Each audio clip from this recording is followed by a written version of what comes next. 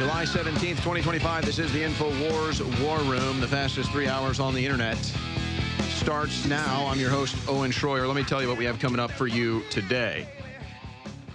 Now, I've got a rather short stack of the Epstein stuff. And I don't know, maybe we're sick of it, maybe we're not. It's still the top story. It's still the top trend.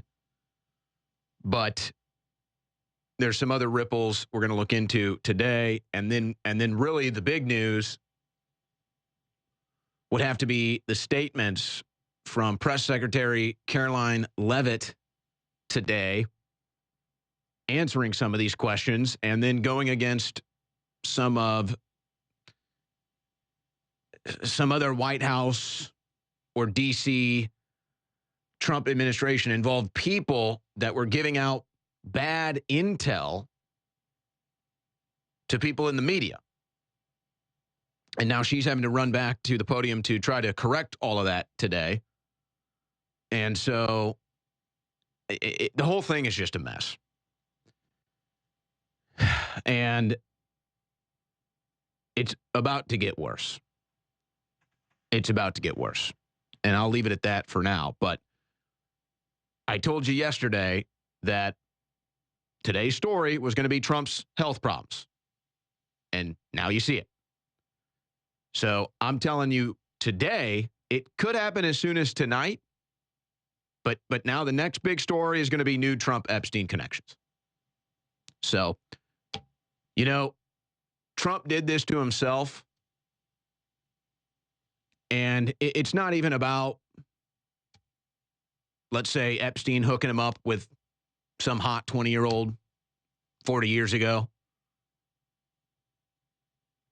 It's the fact that he came out and insulted his base and said it was a hoax. And so the whole thing is just crazy, and I don't want to get into all of it now. We'll get into it coming up, but it's just going to get worse. So, told you the health story would pop today. It could be as soon as tonight, could be tomorrow, could be next week. There'll be another Epstein story. And they're running around trying to cover your ass right now, and they're running around telling all these different people different things. Folks, they can't even get their messaging straight. And the whole thing is just totally out of control. Just completely out of control. So we'll analyze all of that. But we do have other news. I got a big stack over here with some geopolitical news. And really, Israel is making a mockery of Donald Trump at this point. They're making a mockery of Donald Trump. They're making a mockery of this White House. And they're basically just flipping America the middle finger and saying there's nothing you can do about it. We own you, and we have no respect for you. And then they say that, and then Donald Trump does exactly what they want, and then they do whatever they want, and then you're told you're winning. It's not good. So we'll have updates on that.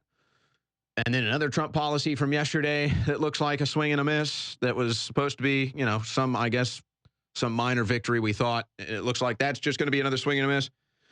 Now, the problem is you're not going after the deep state. Oh, we got Maureen Comey. Yeah, after she did the cover-up. She did her job. Maureen Comey covered up the Maxwell case, the Epstein case, and the Diddy case, and then she's fired. Oh, perfect. Way to go. Good job, Maureen. Congratulations. Now, retire. And then we can take a look at how bad the economy has gotten, and that's not something that's just on Trump. That's something that's been going on for our entire lives. But when you look at it by the numbers, it's quite shocking. And when you go back in time and you look at how much things used to cost and affordability compared to now, it's definitely shocking. And then you got the Democrats stealing money with the high-speed rail. Oh, we're going to shut it down. No, you need to be launching investigations where the hundreds of millions of dollars went. So they say, well, we sent a bunch of money to California for a high-speed rail. They haven't laid a single rail, so we're canceling the project. Okay, that's good. Now, how about a criminal investigation? Not a slow death either. It is moving at light speed, ladies and gentlemen, and it's about to get worse. And just so you understand, if you tuned in yesterday, and I actually shot a report on it before I went on air, and then I told you on air, I said the next big story to drop is going to be about Trump's health. And then it dropped today, and then the White House had to address it, and we'll get those comments coming up. So just understand, you're getting the true DC insider information here. And you can only imagine the rumors that are going around DC right now, going around the House, going around the Senate, going around the media, dealing with this Epstein stuff. And perhaps just for a better understanding, most people in DC, when you reach a certain point in media, yeah, you might be right, you might be left, maybe you like Democrats, Republicans, whatever, but you kind of reach a certain point where your political leanings don't even matter, and you're just trying to get to the bottom of a story. And so, I mean, let's say it like this. Even the Trump-friendly media that runs around D.C. and has access to the White House, even their ears are perked on this Epstein stuff. And I mean, this is why you're hearing about all of these different agencies closing their press rooms. Notice how silent Dan Ratcliffe is. Notice how Tulsi Gabbard has been pretty much completely sidelined. These things are all connected. But you can only imagine the rumors going around in D.C. right now. Now, I'm not going to report to you the rumors, but I am going to tell you this. Just like I told you the health story would drop today. There's going to be new Trump-Epstein connections. Now, some of it's going to be like old recycled news that was really never a big deal at the time. And I think Trump is trying to protect his family to a certain extent. I'll leave it at that for now. But would you be surprised if Epstein introduced some young ladies to Donald Trump to go hang out at Mar-a-Lago? And by young, I mean 20s. Let's be clear. Would that surprise anybody? Would it really matter that much? Well, they're going to dig in, folks. They're going to find every connection. They're going to find every old story. They're going to try to tie in as many members of the Trump family as they can. These stories could start dropping as soon as tonight. But by sometime next week, you're going to start seeing this stuff. And there's just no going back now. There's no going back now. And it's like I explained yesterday, where it didn't have to be this way. And you can even use the divorce analogy because it's very fitting. You go through a divorce with your wife, and everybody knows nasty stuff comes out. And when it's, public stuff or high-profile stuff, it's like, yeah, you get skeletons fall out of that closet. It gets nasty. And so that's what this is like. Trump said he's done with us, and so he's declared a divorce, and so now we're going through the divorce proceedings, and it's like, well, okay. Believe me, a lot of the people that are going to be reporting this stuff are not anti-Trump, folks. They're not Democrats. But Trump said, shut up. I'm over you. Quit talking about it. So, yeah, they're going to dig in and find everything now. And it is the mother of all Streisand effects. And they know, even if they dig up stories from the 80s or 90s, and it's not even stuff that's illegal, and they put it into a story and they make these connections, it's going to be huge. So that's where it's going to go next. It could happen tonight, tomorrow, next week, but it's happening. And it's going to get so bad because it's going to reach this point where Trump just can't declare ignorance anymore. This whole act like, oh, Epstein had no influence or nobody knew him or he was a loser or I didn't know him. Huh. It's going to become undeniable now. And it didn't have to be this way. You divorced us. You wanted it to get nasty. And so when I close out the show with that rant, we ram heads. And so you rammed heads with us. And you really underestimated it. And I think that that's a major factor here because I look at the angle of the White House and I look at the angle of Trump specifically. Is it incompetence? Because what are the odds? Is it a coincidence? Is it incompetence? Is it a cover-up?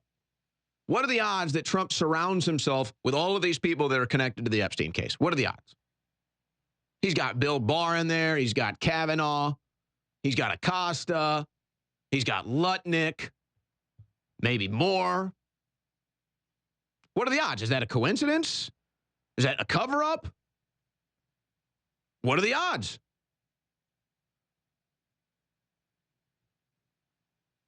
And it's all happened in his administration. And it kind of got skipped over. But when he told the media from the White House that that it was all under Biden, that's just wrong. So, okay, so why is Trump trying to convince the American people that all of this happened under Biden when Epstein was re-brought in the first Trump administration and killed himself in prison, right, in the first Trump administration? And then he tells the media from the Oval Office yesterday, no, that happened in the Biden administration. Well, no, it didn't. Are you having a Biden brain problem? Or are you lying?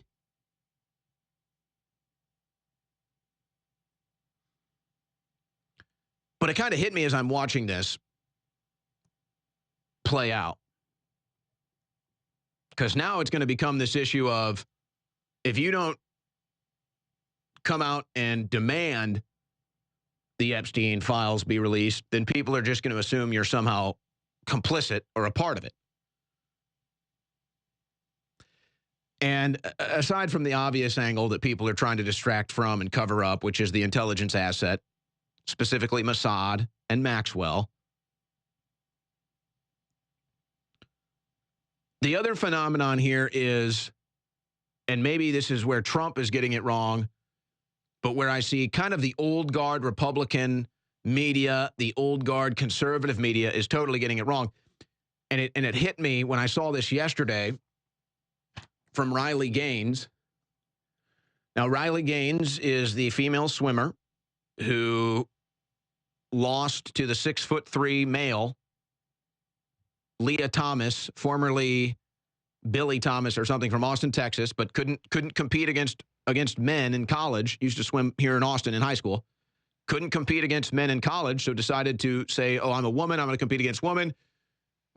Breaks the NCAA records, beats Riley Gaines.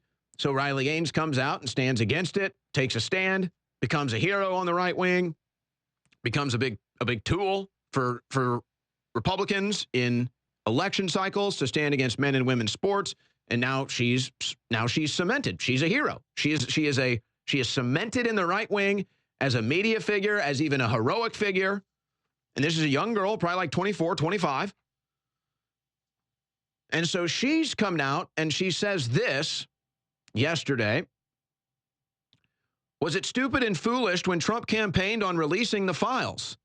Are Pam Bondi, Kash Patel, Dan Bongino, and Alina Habba all foolish and stupid for peddling this for the past 6 months? Why on earth is he doing this? So Riley Gaines coming out against the Epstein cover-up.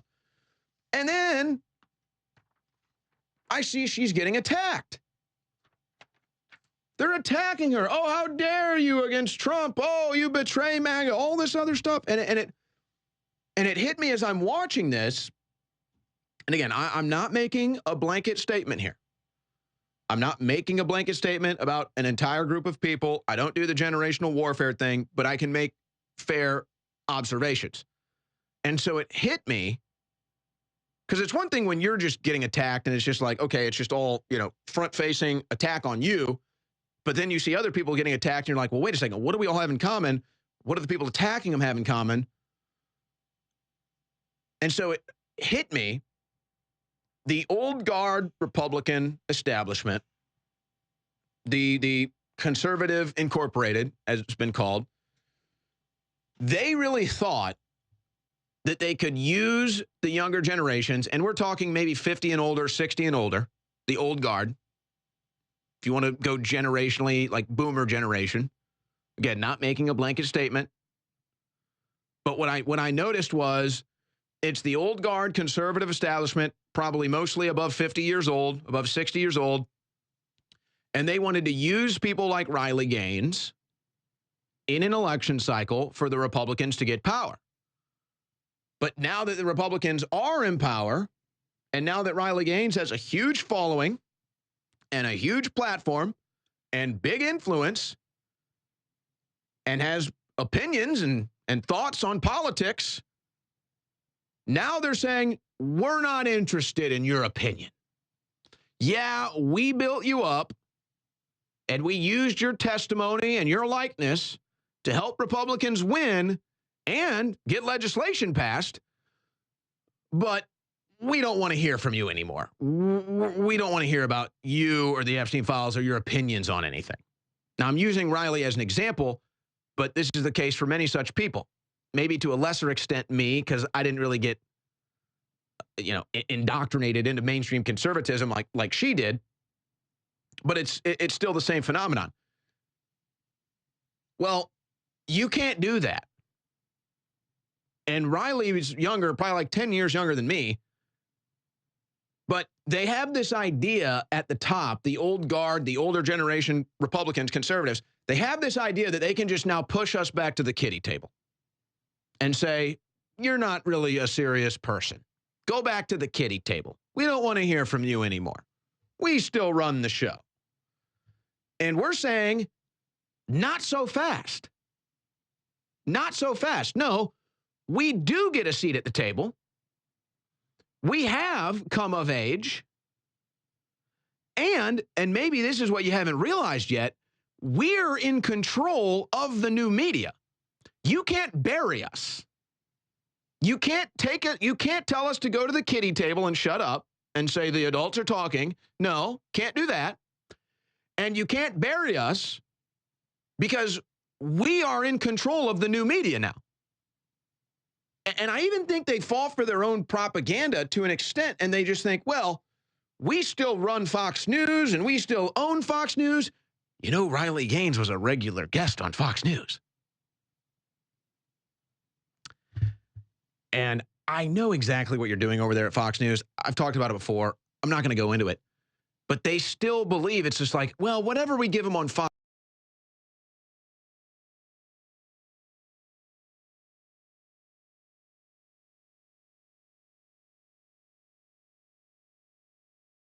News, that'll control the narrative. Whatever we don't give them on Fox News, that'll get buried. You're wrong. And I guess Trump and the old guard Republicans telling you to get over this Epstein thing, I guess they just haven't realized it yet. It just hasn't hit them yet. So you can tell Riley Gaines, oh, go back to the kiddie table. The adults are talking. And think you can bury her. You can't. You can't do it to Riley Gaines. You can't do it to Owen Schroyer. You can try to do it to Charlie Kirk, but he's not going to be able to keep that beach ball underwater. You just can't. We've come of age. We have a seat at the table. And I think more importantly than getting into maybe the infighting angle would be to say this. Why is the Epstein list so important to us? Why is it an issue that we won't stop talking about? Because we believe, and really there's no pushback on this, which shows you how the whole thing is a cover-up, quite frankly. But there's no pushback here. We believe the government is corrupt. We believe the centralized power in our establishment institutions is corrupt. Virtually the entire establishment power structure we believe is corrupt. Now, we don't get any pushback there. That seems to be a general understanding. to look at it through a specific lens or a specific issue like the Epstein list, we believe that full disclosure and full exposure of the Epstein list, the Epstein clients, and everything else they were up to will be like pulling the thread that will eventually unravel all the political corruption. So that's why we can't let it go. And maybe to even take it to another level, and this is where people do kind of get into generational warfare with it. Younger people are saying, look at what the boomers have left us. Look at what you've left us. You've left us massive debt. You've left us an entrenched military-industrial complex. You have left us a complete disaster of a country that you inherited that we're now trying to fix. And it ties into other issues where there's the generational gap like foreign aid and Israel. But we're sitting here saying, you have left us a mess of a country. And we don't want to leave that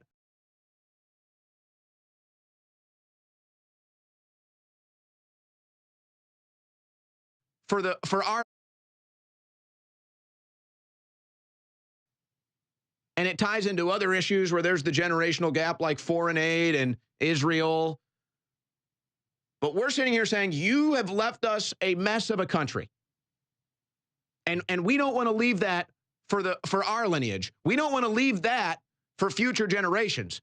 And we believe the Epstein list, pulling that thread, is part of the process of getting things back in the right direction, getting our government back under our control for the people, and stopping all of the sordid corruption in what we believe is the most powerful, influential establishment institutions with all the centralized power and influence in our country, blackmailed, run by blackmailed perverts and financial criminals.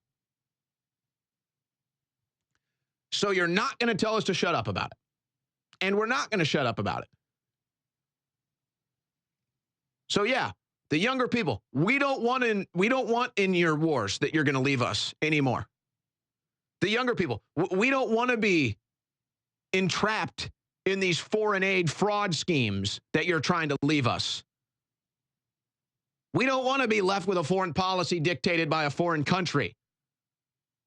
And we don't want to be left with a system run by blackmailed perverts and financial criminals. And no matter how many times you ask us to stop talking about the Epstein list, it's not going to happen because we correlate that to exactly what it is we're trying to fix.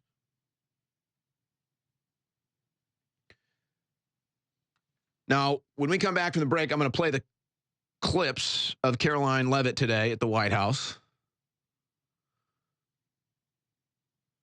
But now it's going to become a much bigger issue for Trump personally. It's going to become a much bigger issue for Republicans and conservatives, whether you're in politics or media, because this thing is only getting more out of control, and people are going to start coming out and start saying things just to clear their names or just to say, I have integrity, I have reputational standards I want to adhere to, I will not stop talking about the Epstein list. Or I'm a politician, I'm running for office again, I know it's popular to come out and ask for the Epstein list, so I, as a member of Congress, Democrat or Republican, I'm going to say, release the list. So this thing is just going to get worse. And then, I mean, you can try to make Bondi the fall person on this, but it ain't going to work. That's not going to work. And the whole thing is such a mess that they've got different people. They can't even get their messaging straight. And that's what happens when you lie. They've spun a web of lies with this Epstein cover-up. And now they can't even get their story straight. So they've got one White House spokesperson going over here and saying one thing, another White House spokesperson going over here and saying another thing to try to do damage control. And then it gets right back to Donald Trump, and he says, nope, not doing it, not doing the Epstein stuff, shut up. Now, is President Trump protecting himself? Is he protecting people around him? Is he protecting people in his administration? Is he protecting friends of his, family of his? Well, you might get a better idea of that soon. You might get a better idea of that. And it didn't have to go there, but he filed for the divorce the other day, and so now you're going through divorce proceedings. So today it was the hell story, as I told you. Next, it's going to be Epstein stuff. Like I said, it might drop before I'm even off air. So if anything happens, I'm sure they'll put it up on Drudge. But the crew will pull it up. It could happen before I'm even off. But now, I mean, folks, they're so in deep now. The FBI is virtually paralyzed. And luckily, you do have good people there that are actually doing real operations and real cop work and busting up pedophile rings and other such criminal stuff that's going on. That is happening. But at the top, it's just full damage control now. And they're trying to stop stories from getting out. And they're trying to negotiate other deals for personal benefits. And I still think Bongino is probably just soul searching. He doesn't even know what to do. He probably does know what to do, but it's like he knows if he leaves, he embarrasses Trump in the White House. He knows if he stays, he embarrasses himself.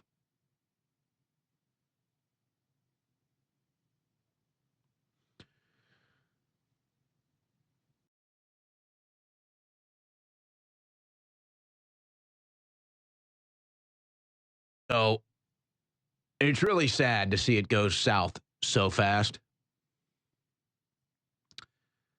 And this hubris, pretending like you can move on without MAGA, without Trump's base from 2015 is just hilarious. Trump doesn't have to win re-election, so he probably doesn't even care. He's got other motives. But this will cost the Republicans the midterms at this rate. And the powerful political coalition that we called MAGA is going through divorce proceedings now with Trump.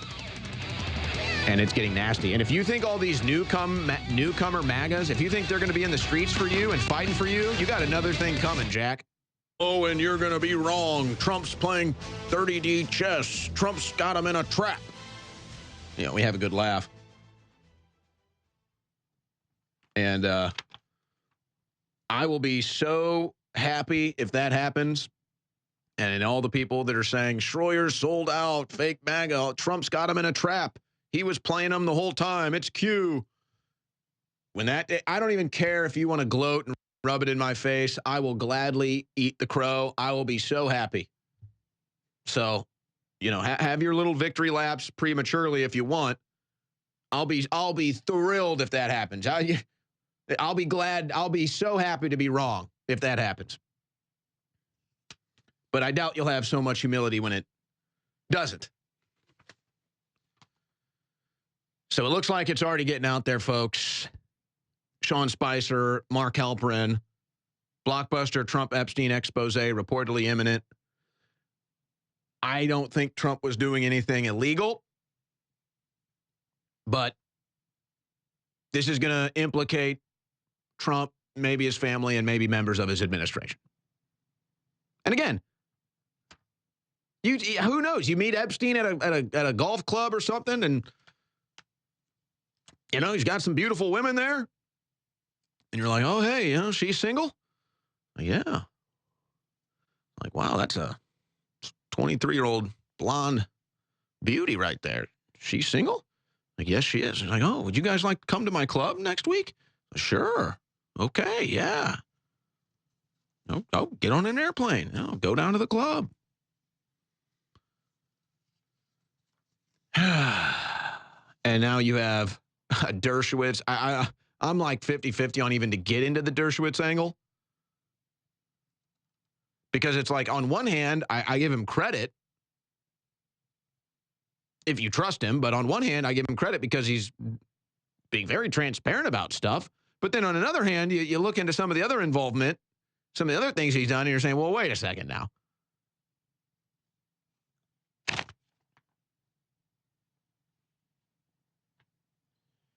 So this was the White House, Press Secretary Caroline Leavitt answering some of these questions. First, let's go right into the Epstein case. Will there be a special prosecutor, a special counsel? Clip 12.